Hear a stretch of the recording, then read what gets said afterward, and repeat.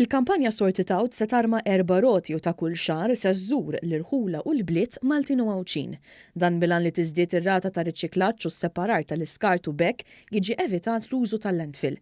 Il-Waste Serve ħabbret li se tagħmel użu minn flotta ġdida ta' trakkijiet tal-ġbir li se jservu biex jippromovu prattiċi sostenibbli relatati mal-iskart. Kull xahar dawn it-trakkijiet se jkunu qed iżuru ċentri fil-lokalitajiet kollha madwar il-Gżejjer u preżenti se jkun hemm rappreżentanti biex jedukaw lil pubbliku kif wieħed għandu jamministra aħjar l-iskart. Huwa maħsub li l-inizjattiva tara nuqqas fil-kontaminazzjoni tal-iskart riċiklabbli.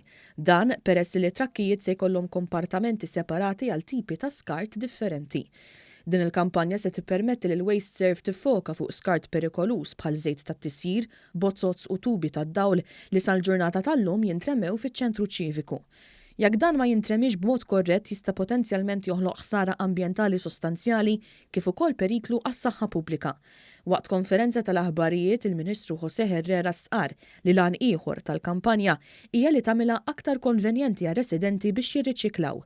Il-kap eżekuttiv tal-Waste Serve Tonio Montebello stqar li bekk ukoll qed nimbuttaw prattiċi sostenibbli ta' separazzjoni tal-iskart. Permess tiegħu se nkunu qegħdin nagħtu aktar aċċessibilità għal dawk il-persuni li m'għandhomx il-fakultà jew il-mobilità li jmorru fis-CA sites u bekk se jkunu jistgħu jiġu fl-irħula u jarmu f'daw it-trakkijiet.